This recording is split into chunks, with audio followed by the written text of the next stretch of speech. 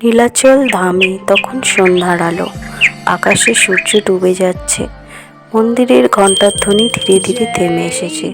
পুরীর পথে পথে ভেসে আসছে জয় জগন্নাথ ধ্বনি। এই শহরে এক দরিদ্র যুবক, তার নাম মাধব। মাধবের জীবনে সুখ কমই ছিল। বাবা মা ছোটবেলাতেই মারা গেছেন। দিনমজুরি করে কোনো মতে পেট চালাতো সে। তবু তার হৃদয়ে ছিল অগাধ ভক্তি, বিশেষ করে প্রভু জগন্নাথের প্রতি। প্রতিদিন কাজ শেষ করে সে মন্দিরের বাইরে এসে বসত। ভিতরে ঢোকার সাহস পেত না। মনে করত, আমি তো অশুদ্ধ, দরিদ্র প্রভুর সামনে দাঁড়াবার যোগ্য নেই। একদিন মাধব খুব অসুস্থ হয়ে পড়ল। শরীরে জ্বর, পেটে কিচ্ছু নেই। তবু সে হামাগুড়ি দিয়ে মন্দিরের সিঁড়ির কাছে এসে বসল।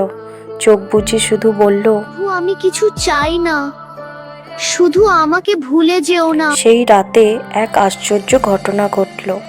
মন্দিরের প্রধান সেবায়েত স্বপ্ন দেখলেন প্রভু জগন্নাথ নিজে এসে আজ বলছেন, আমার ভক্ত বাইরে ক্ষুধায় কাঁদছে, আর তুমি আমাকে ভোগ দিচ্ছ। সেবায়েত ঘুম ভেঙে আঁতকে উঠলেন। ভোর হতেই তিনি মন্দিরের বাইরে এলেন। দেখলেন সিঁড়ির ধারে পড়ে আছে অচেতন এক যুবক, মাধব। সঙ্গে সঙ্গে তাকে ভিতরে নিয়ে যাওয়া হলো। তাকে মন্দিরের মহাপ্রসাদ খেতে দেওয়া হলো। মাধব জ্ঞান ফিরে পেয়ে কাঁদতে লাগলো। বলল, প্রভু, তুমি কি সত্যি আমাকে দেখছো? সেবায়েত মৃদু হেসে বললেন, জগন্নাথ কাউকে আলাদা করেন না, তিনি রাজা, ভিখারি, পাপী, পবিত্র সবাইয়ের প্রভু। দিন যেতে লাগলো। মাধব ধীরে ধীরে সুস্থ হলো। সে মন্দিরেরই ছোটোখাটো সেবার কাজ করতে লাগলো। ফুল আনা, মেঝে পরিষ্কার করা, প্রদীপ জ্বালানো। কোনো অভিযোগ নেই, কোনো চাওয়া নেই। 1 বছর পর এলো রথযাত্রা। লক্ষ লক্ষ মানুষ, আনন্দের ঢেউ। হঠাৎ রথের চাকা থেমে গেল। যতই টানা হয়, রথ আর নড়ে না।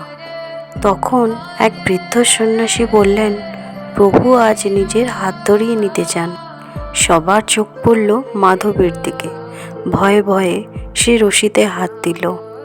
চোখে জল, মুখে একটাই নাম, জয় জগন্নাথ। আর ঠিক সেই মুহূর্তেই রথ চলতে শুরু করলো। জনতা স্তব্ধ।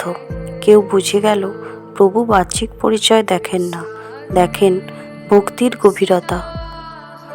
সেদিন মাধব কিছুই পেল না, না ধন, না সম্মান, কিন্তু সে পেল জীবনের সবচেয়ে বড় সত্য, জগন্নাথ, মানে যিনি সকলের নাথ, যিনি ভাঙা হৃদয়কেও আপন করে নেন।